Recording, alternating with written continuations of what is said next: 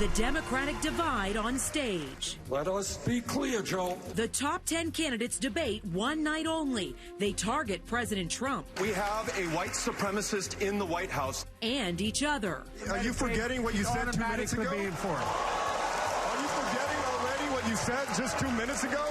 So where does the race stand now? Tonight, we're breaking down the candidates' claims on stage about health care and immigration.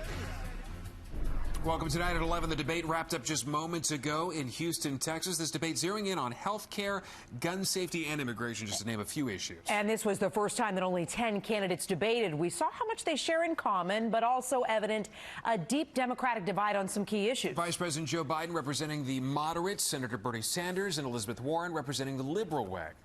News 4's Melissa Russo in Houston now with the big moments from tonight's debate. Natalie, it was a somewhat more exhaustive and a semi-exhausting debate, 3 hours, and the candidates still aren't done talking. They're heading into the spin room here behind me. They're doing interviews, coming in one at a time. You could really see the Democrats tonight navigating that fine line between battling each other and doing damage to their party's ultimate goal. This is why presidential debates are becoming unwatchable. Yeah, this reminds everybody of what they cannot stand about Washington. That's an election. You know, this is what we're here for. It's an election. Yeah, but a house divided cannot stand. Democrats tried to contain the mudslinging among them after the debate's first nasty churn about whether Joe Biden's health care plan would automatically enroll people. Are you forgetting already what you said just 2 minutes ago? Former Housing Secretary Julian Castro tried to score points, accusing 76-year-old Joe Biden of memory loss. They do not have to buy in. You just said that. You just said that 2 minutes ago. I can't believe that you said 2 minutes ago that they had to buy in, and now you're saying they don't have to buy. You're forgetting that. What Biden actually said was not what Castro had implied. The anticipated Biden-Warren showdown on health care did not come to pass. Biden pulled a punch when asked if Senators Warren and Sanders' plans go too far. That'll be for the voters to decide that question. Middle-class families are going to pay less. Still, there were clashes. The senator has, in fact, come forward and said how he's going to pay for it, but he gets about halfway there. I, who wrote the damn bill, if I may say so. Problem, Senator Sanders, with that damn bill that you wrote and that Senator Warren backs is that it doesn't trust the American people.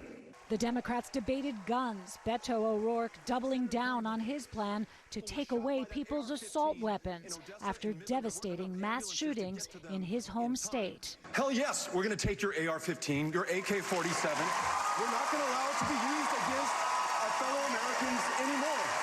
But Biden drew a line and then took flack for saying the Constitution does not allow a president to ban assault weapons by executive order.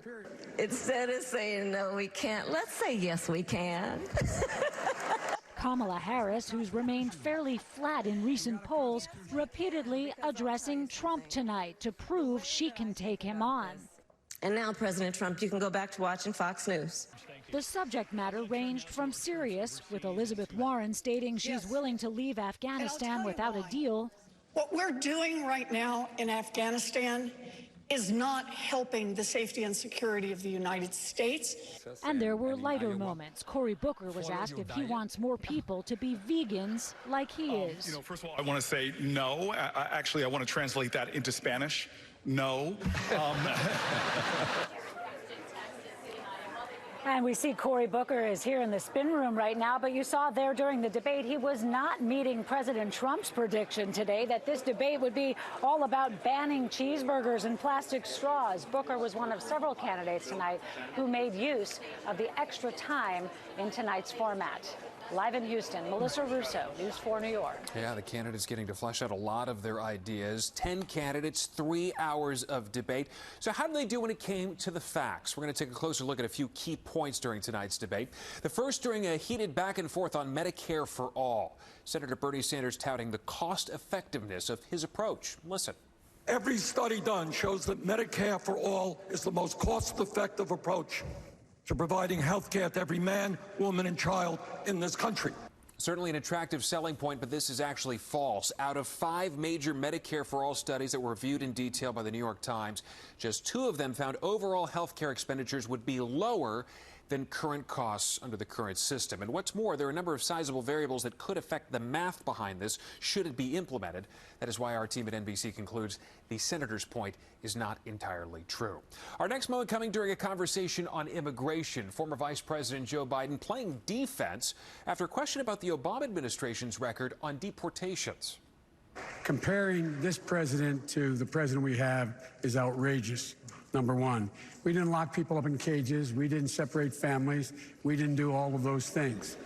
All right, so let's clear this up. Our fact-check team says Vice President Biden is half right. The Obama administration did detain people in cage-like chain-link fencing at detention centers near the southern border. However, Biden is correct to say that the Obama administration didn't have a policy to separate families.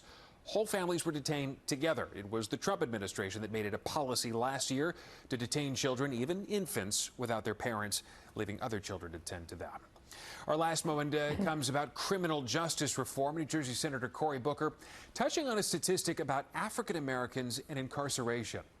But if you're African American, you're almost 4 times more likely to be arrested and incarcerated, destroying your lives.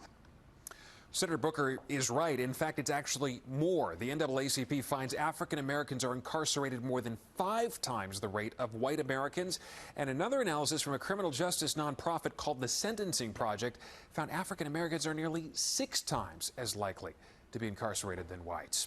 The NBC News team will keep fact-checking the candidates and their claims throughout the night. You can find more key moments on our website, NBCNewYork.com. You can also download the NBC4 New York app.